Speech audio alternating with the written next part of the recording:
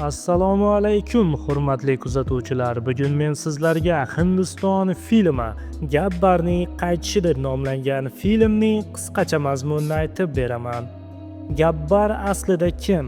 Hindistonni poraxo'rlardan va adolatsiz siyosatdan qutqargan qahramonmi yoki 20 dan ortiq insonni o'ldirgan qotil? Gabbar o'ldirgan jinoyatchilar o'lishga loyiqmidi? Gabbar hukumatni ham o'zgartira oldimi? Siyosatning rasvoligiga nimalar sabab edi? Bular haqida ushbu videoda batafsil bilib olasiz. Gabbar aslida kim? Kunlarning birida 10 nafar militsiya xodimi o'g'irlangani haqida xabar tarqaladi. Bular eng poraxo'r xodimlar edi. Oradan bir kun o'tib, ularning 9tasi qaytib keladi. Bittasini esa markaziy xiyobonga osib ketishadi. Hamma yoqda shov-shuv ko'tariladi. Barchada bitta savol: Gabbar aslida kim? Gabbar bu Adi ismli milliy kollejda fizikadan dars beradigan oddiy o'qituvchi bo'lib, uning Gabbar bo'lishiga yetarlicha sabablar bor edi.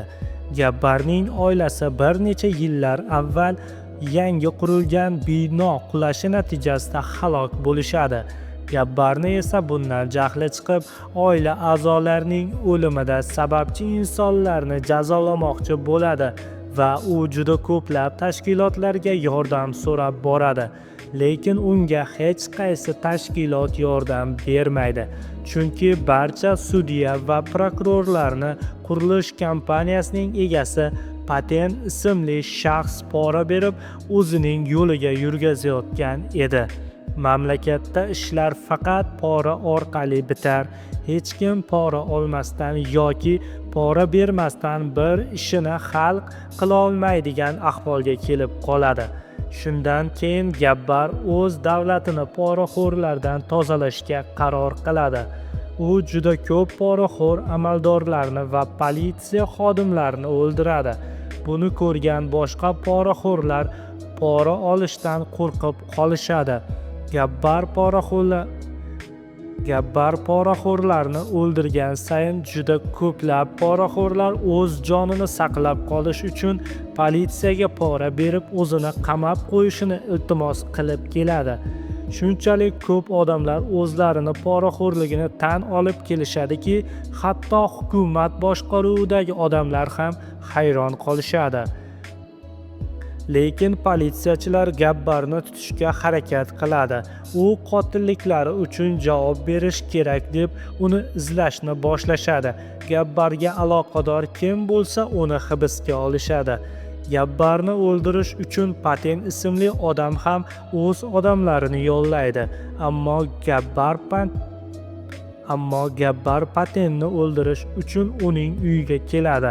Patenni o'ldiradi va o'z aybini tan olib politsiyaga boradi. Gabbar barcha jinoyatlari uchun hibsga olinadi. Gabbarni sudga olib ketishayotgan vaqtida minglab insonlar va talabalar uni qutqarish uchun namoyish uyushtirib yig'ilishadi. Gabbar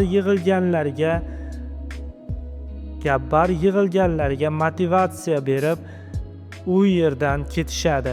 Gabbarni o'lim jazosiga mahkum qilishadi. Gabbarning qaytishi chuqur ma'no tashuvchi film.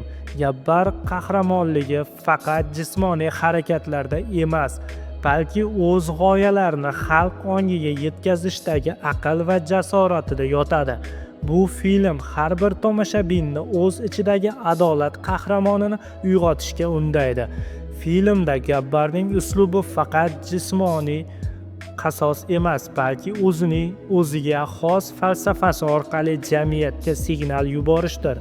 U davlat tizimidagi korrupsiya ildizlarini ochib tashlaydi, lekin oddiy qahramonlardan farqli ravishda xalqni faollikka chaqiradi.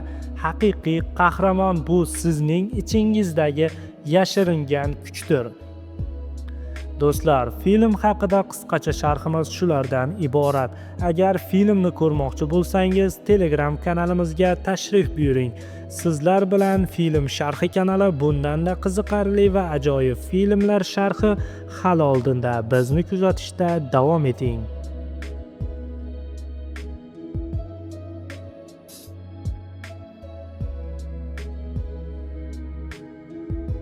Здравствуйте, уважаемые наблюдатели! Сядьте ближе к экрану.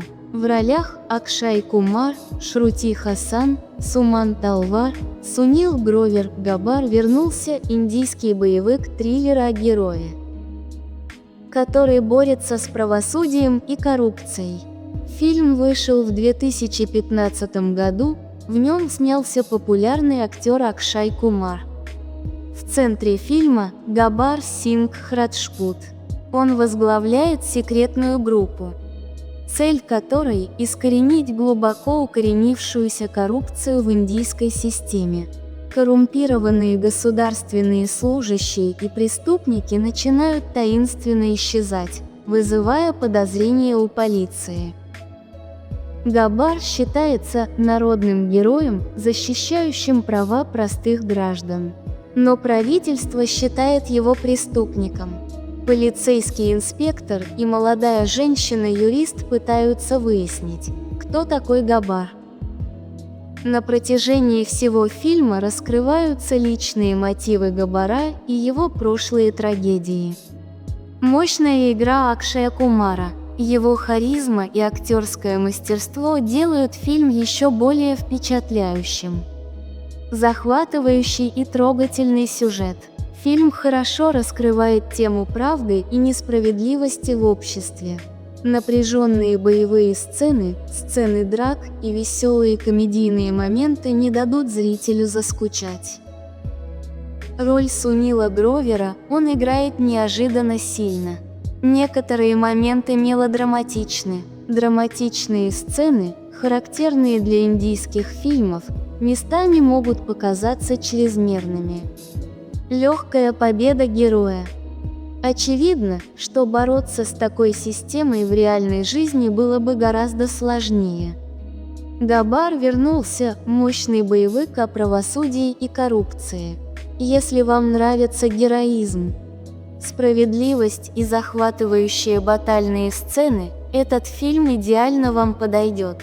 Игра Акшая Кумара и сильная история делают этот фильм достойным просмотра. Это наш краткий обзор «Слона».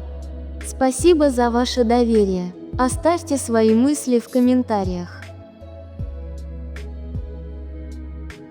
Hello dear viewers. Sit closer to the screen. Cast: Akshay Kumar, Shruti Hassan, Suman Talwar. Sunil Grover, Gabbar is Back, is an Indian action thriller that tells the story of a hero who fights for justice and corruption.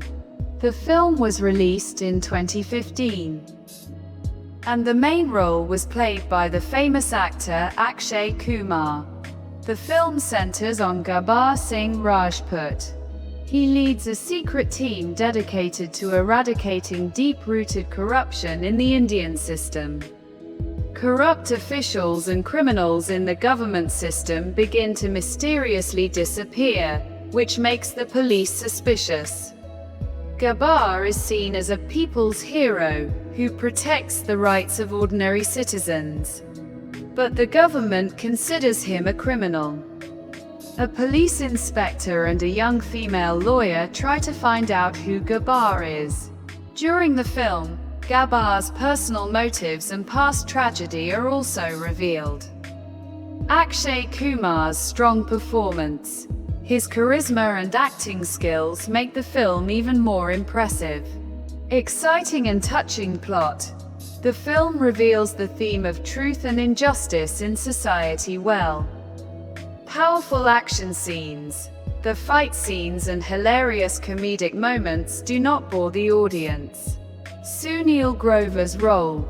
He gives an unexpectedly strong performance. Some melodramatic scenes. The dramatic scenes typical of Hindi films can seem excessive at some places. easy victory of the hero. It is clear that fighting against such a system in real life is much more difficult. Gabbar is Back is a powerful action film dedicated to the theme of justice and corruption. If you like heroism, justice, and exciting fight scenes, this film is perfect for you. Akshay Kumar's performance and a strong story make it a film worth watching. That's our brief review of Phil. Thank you for your trust. Leave your thoughts in the comments. Merhaba sevgili gözlemciler. Ekrana daha yakın oturun. Oyuncular Akshay Kumar, Shruti Hassan, Suman Tolvar, Sunil Grover, Gabbar geri döndü. Adalete ve yolsuzluğa karşı mücadele eden bir kahramanın hikayesini anlatan bir Hint aksiyon gerilim filmi. 2015 yılında vizyona giren filmin başrolünde ünlü oyuncu Akshay Kumar yer alıyordu. Filmin merkezinde Gabbar Singh Rajput var, Hindistan sistemindeki köklü yolsuzlukları ortadan kaldırmaya adanmış gizli bir ekibin başındadır. Yolsuzluk yapan devlet görevlileri ve suçlular gizemli bir şekilde ortadan kaybolmaya başlar ve bu durum polis arasında şüphe yaratır. Gabbar, sıradan vatandaşların haklarını savunan bir halk kahramanı olarak görülüyor. Ama hükümet onu suçlu olarak görüyor. Bir polis müfettişi ve genç bir kadın avukat Gabbar'ın kim olduğunu anlamaya çalışırlar. Film boyunca Gabbar'ın kişisel amaçları ve geçmişteki trajedisi de ortaya çıkıyor. Akshay Kumar'ın güçlü performansı, karizması ve oyunculuk yeteneği filmi daha da etkileyici kılıyor. Heyecan verici ve dokunaklı konu film toplumdaki gerçek ve adaletsizlik temasını çok iyi ortaya koyuyor. Yoğun aksiyon sahneleri, dövüş sahneleri ve komik anlar izleyiciyi sıkmayacak. Sunil Grover'ın rolü beklenmedik derecede güçlü bir performans sergiliyor. Bazı kısımlar melodramatik, Hint filmlerine özgü dramatik sahneler bazı yerlerde aşırı gelebiliyor. Kahramanın kolay zaferi gerçek hayatta böyle bir sistemle mücadele etmenin çok daha zor olacağı açıktır. Gabbar geri döndü, adalet ve yolsuzlukla ilgili güçlü bir aksiyon filmi. Kahramanlığı, adaleti ve heyecanlı savaş sahnelerini seviyorsanız bu film tam size göre. Akshay Kumar'ın oyunculuğu ve güçlü hikayesiyle izlenmeye değer bir film. Filmin kısa incelemesi bu kadar. Güveniniz için teşekkür ederiz. Düşüncelerinizi yorumlara yazın.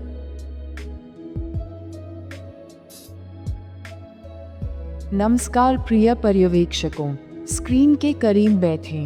कलाकार अक्षय कुमार, श्रुति हासन, सुमन तलवार, सुनील ग्रोवर, Gabbar is back एक भारतीय action thriller film है जो एक नायक के बारे में है जो न्याय और भ्रष्टाचार के खिलाफ लड़ता है। ये फिल्म 2015 में रिलीज हुई थी और इसमें लोकप्रिय अभिनेता अक्षय कुमार ने मुख्य भूमिका निभाई थी। फिल्म गब्बर सिंह राजपूत पर केंद्रित है। वह भारतीय व्यवस्था में गहरी जड़ें जमाए बैठे भ्रष्टाचार को जड़ से उखाड़ने के लिए समर्पित एक गुप्त टीम का नेतृत्व करते हैं। भ्रष्ट सरकारी अधिकारी और अपराधी रहस्यमय तरीके से गायब होने लगते हैं, जिससे पुलिस में संदेह पैदा होता है। गब्बर को एक जनता के नायक के रूप में देखा जाता है जो आम नागरिकों के अधिकारों की रक्षा करता है, लेकिन सरकार उसे अपराधी मानती है। एक पुलिस इंस्पेक्टर और एक युवा महिला वकील ये पता लगाने की कोशिश करते हैं कि गब्बर कौन है। पूरी फिल्म में गब्बर के निजी इरादे और अतीत की त्रासदी भी उजागर होती है। अक्षय कुमार का दमदार अभिनय, उनका करिश्मा और अभिनय कौशल फिल्म को और भी प्रभावशाली बनाता है। रोमांचक और मार्मिक कथानक, फिल्म समाज में सत्य और अन्याय के विषय को बखूबी उजागर करती है। तीव्र एक्शन दृश्य, लड़ाई के दृश्य और हास्यपूर्ण क्षण दर्शकों को बोर नहीं करेंगे। सुनील ग्रोवर की भूमिका, उन्होंने अप्रत्याशित रूप से सशक्त प्रदर्शन दिया है। कुछ भाग नाटकीय हैं। भारतीय फिल्मों में पाए जाने वाले नाटकीय दृश्य कुछ स्थानों पर अत्यधिक लग सकते हैं। नायक के लिए आसान जीत, ये स्पष्ट है कि वास्तविक जीवन में ऐसी व्यवस्था के खिलाफ लड़ना कहीं अधिक कठिन होगा। गब्बर इज बैक न्याय और भ्रष्टाचार पर आधारित एक सशक्त एक्शन फिल्म है। यदि आपको वीरता, न्याय और रोमांचक युद्ध दृश्य पसंद हैं, तो ये फिल्म आपके लिए बिल्कुल उपयुक्त है। अक्षय कुमार का अभिनय और दमदार कहानी इस फिल्म को देखने लायक बनाती है। ये फिल्म की हमारी संक्षिप्त समीक्षा है। आपके विश्वास के लिए धन्यवाद। अपने विचारों को टिप्पणी में डालें।